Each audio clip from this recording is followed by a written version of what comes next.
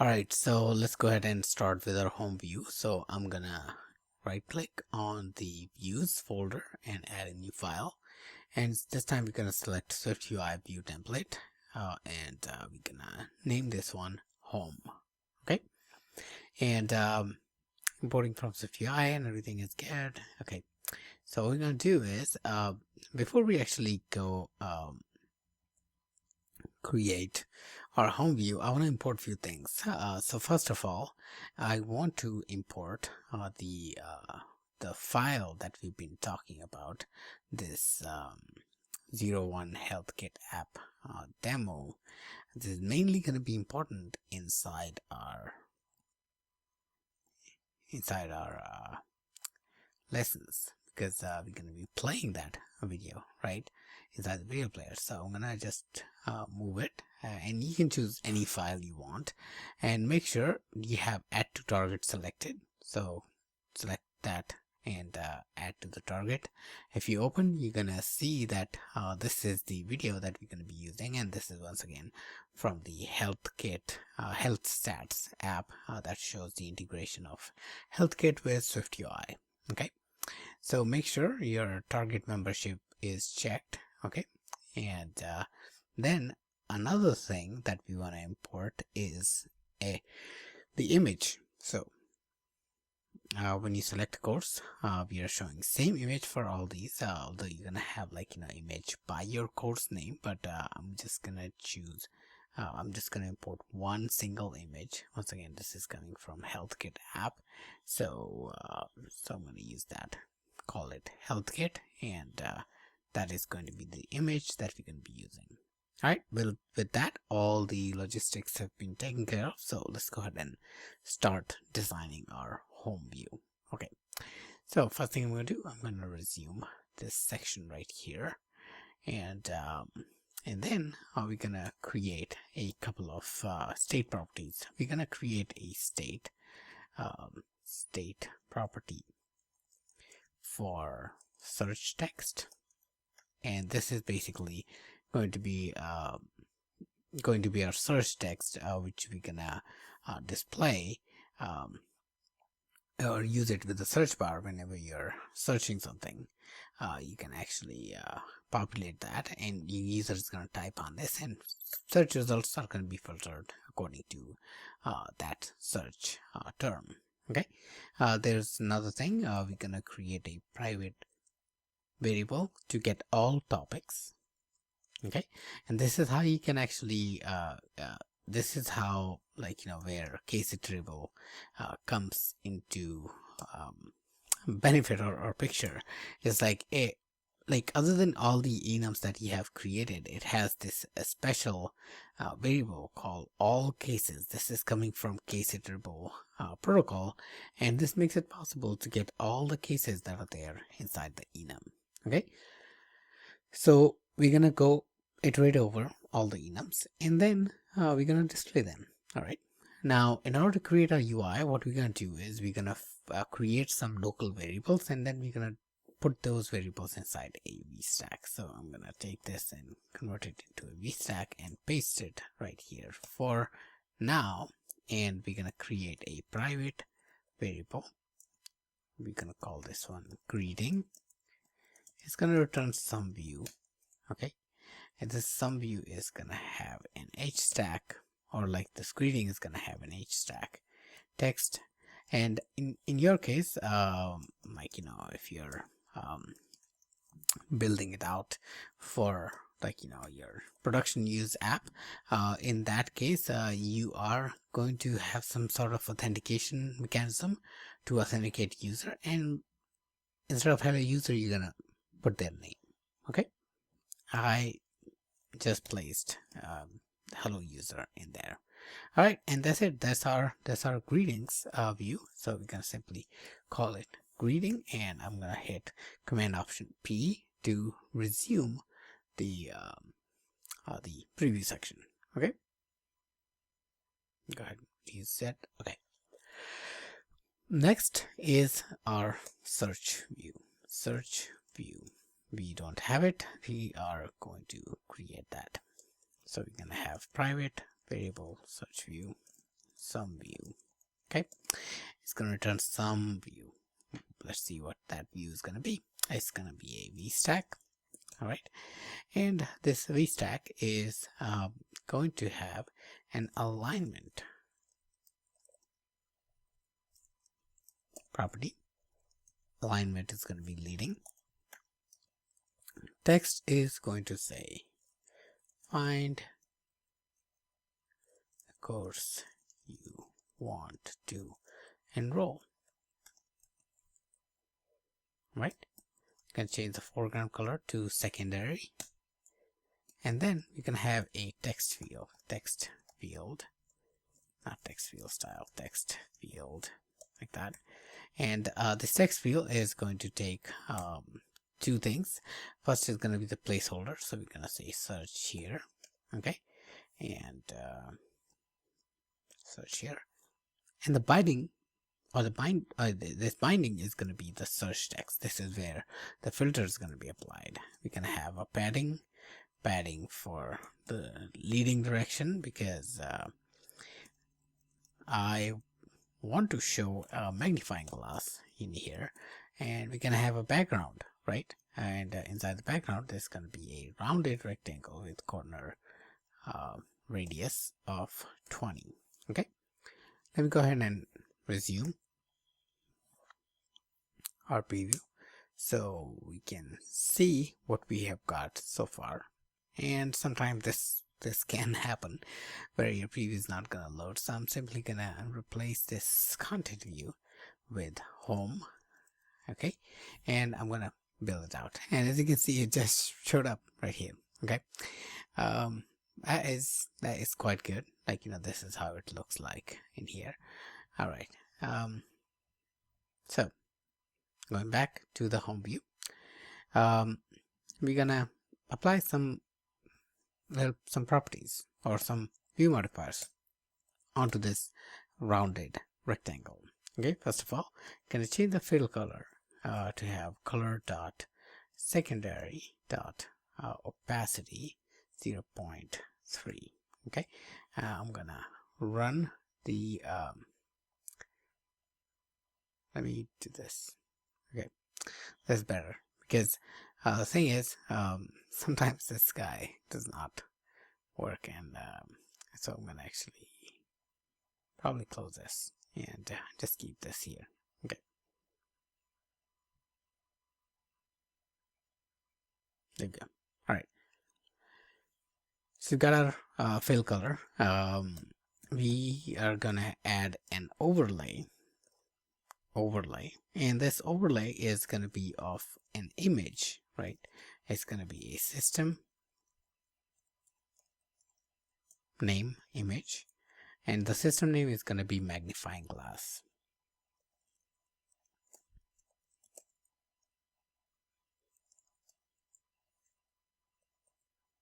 All right, and we are going to have a foreground color for this guy, and that is going to be color dot secondary dot opacity 0.8. Okay, all right, so that closes our foreground color, and we're gonna add some padding in leading direction. All right, and once the padding has been applied, we are going to go put a comma here, alignment, so we can define the alignment for this guy, and we're gonna say the alignment because by default the magnifying glass is gonna appear in the center, and we want to provide the alignment to be leading, so the magnifying glass appears at the leading side. Okay, and you can type. There you go. All right, cool. So that is our search view. Okay, next up we are going to have topics. Okay, and topics is going to be another view.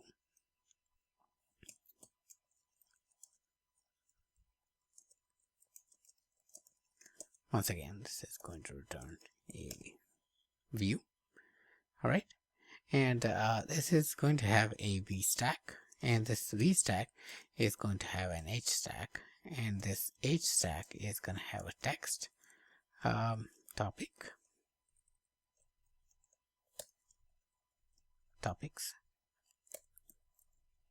We're going to make this bold, and we are going to put a spacer here. So this is actually sort of like, coming along the same line. So there we go. This is how it is going to look. All right. Okay. So we're going to do next is basically once we have our topic, we're gonna put the topic text. We're gonna put a scroll view. Okay, and this scroll view is going to be vertical. Shows indicator is going to be false, and I'm going to close this bracket here and start a trailing closure. Inside this, we're going to create a lazy v grid. Okay, and lazy v grid takes columns. So I'm going to say the column is going to be adaptive with minimum size of 150. Okay, I'm going to remove this 20 from here. All right, so that is our grid item, and alignment pin and all the other things we don't need. So I'm going to just close it and create a trailing closure like this. Okay, now inside this we're going to create a for each on all topics. Okay, and we're going to apply a filter on this, and this filter is going to be basically searching if the search text is empty. If it is, return just true. There's nothing else to do. Otherwise, take first argument, get its raw value,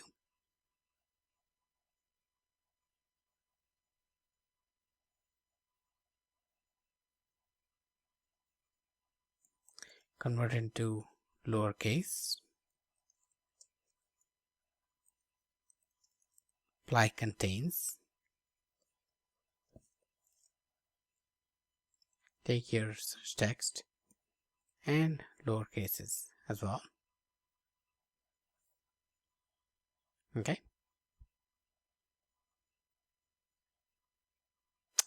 and I know why this is, because this is going to be like this.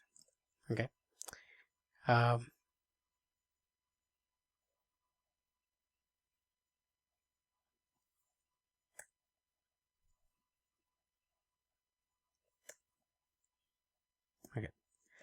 let me see if I can actually get this. Okay, so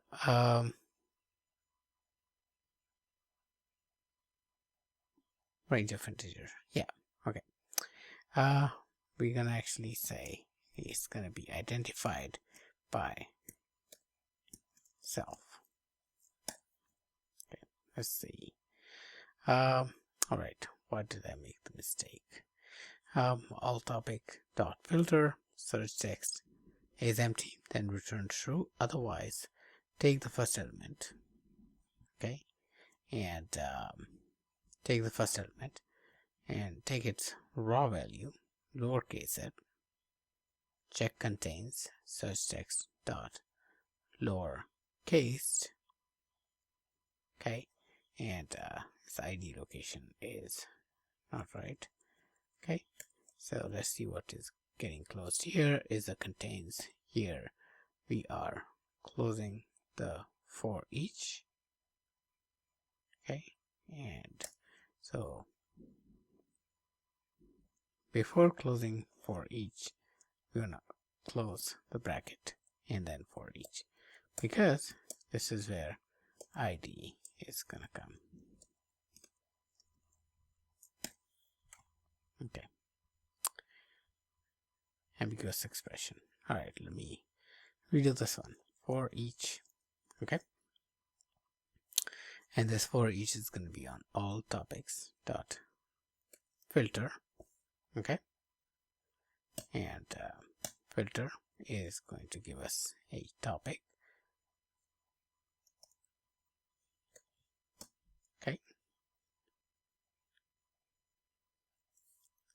we can actually write this in a better way. So let me do this first. ID by self topic in. Okay, now this is going to be fine because now we are complying with all the rules there are. Now we're going to apply the filter. So I'm going to say filter. Okay, and filter is going to filter. So we're going to say search text dot is empty. If it is empty, return true. Show all the results. Okay, if it's not empty, all right, in that case we want to take the first element, get its raw value. Okay, lowercase that. All right, check if it contains search text dot lowercase. Okay, so if it does, then display the search result, otherwise display all the results. Navigation link we're going to create next, and this navigation link is going to have, so navigation link. All right, navigation link, the one that we care about is the one that has a destination. All right, right now we're going to say just text destination, and for the label we are going to create our label. So rounded rectangle. Okay, corner radius is going to be 25. Fill, let's give it a fill of topic dot back color dot opacity 0.7. So each topic has a back color, and we're going to use that and set the opacity on it for 0.7. We're going to give it a frame, and frame is going to have width, height. So width is going to be 150, height is going to be 200, alignment is going to be center. We're going to add some padding and overlay. Okay, now overlay is going to be the text that we're going to have, topic dot raw value. Okay, and we're going to make this bold, set the line limit to 2, foreground color to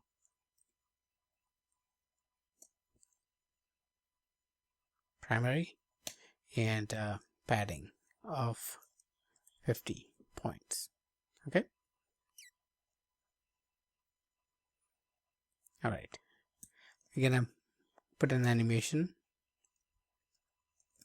Okay, he's in. All right, and then we're gonna add some padding at the top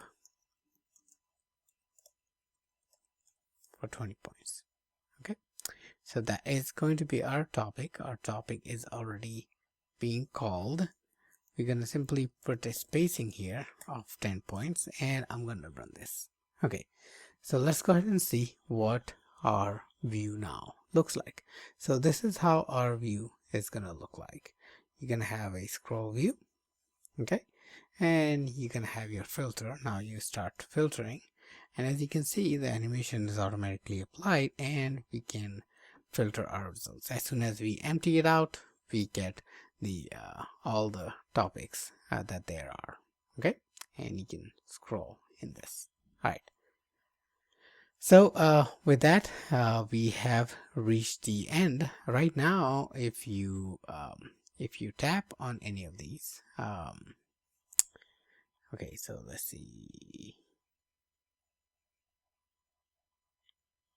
All right, so for the navigation link, let me see, for the navigation, yeah, so we have not put our navigation link here. So what we are doing is, okay, there's topic right here. Navigation link is text destination, and then you have your label right here. Okay, so technically if you tap on it, you should be able to see. So let me see. Yeah, so there's something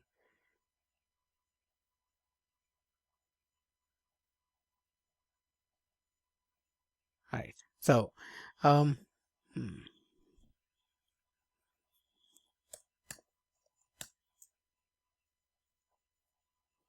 Our destination, let's say topic dot raw value.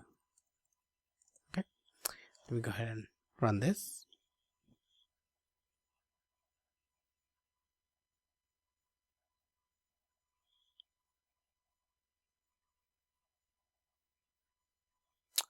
All right. So the reason is we are not inside the navigation view. I thought we were inside the navigation view. So we're going to put our navigation view in place. Okay. And inside that, it's going to be our view stack with spacing and everything. And we are going to have a spacer at the bottom. Okay. Gonna add some padding and navigation bar title. Now navigation bar title is gonna say DevTechie courses. Okay, let's go ahead and run this. Now with our navigation view, our navigation links are gonna work. So you can see selected Swift, SwiftUI, iOS, Objective-C, and you can go back, right? And your filtering animation still works. So as you can see. All right, cool. So our homepage is done. Next up is going to be our detail view. But before we create a detail view, we're going to create a detail view model. And then we're going to start creating our detail view. All right.